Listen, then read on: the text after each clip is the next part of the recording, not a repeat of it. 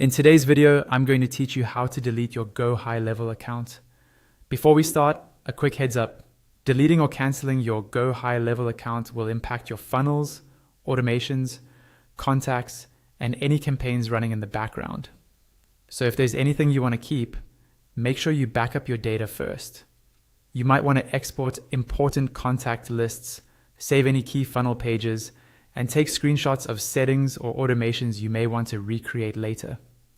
Once you're ready, log into your GoHighLevel account as you normally would. From your main dashboard, the first place you want to go is your agency launchpad. This is usually the central starting point where you manage the overall account and settings. From the launchpad screen, look for the option labeled Settings. It's typically located in the sidebar or along the left-hand side. Go ahead and click on Settings. This is where GoHighLevel keeps all of your account level controls, including your profile, billing, and subscription details.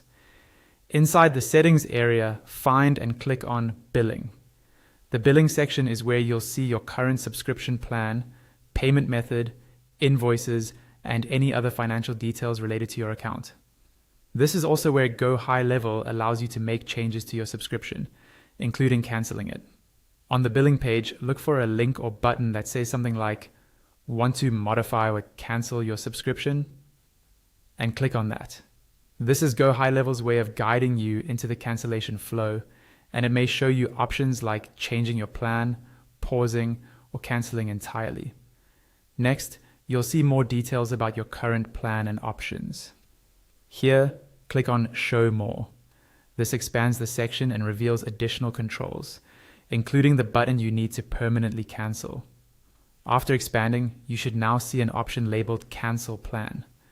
Click on Cancel Plan to start the final cancellation process.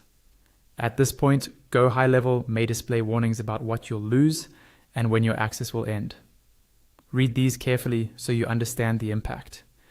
To continue, you'll usually be asked to select or type a reason for canceling. Choose the option that best matches your situation, or explain briefly if there's a text field.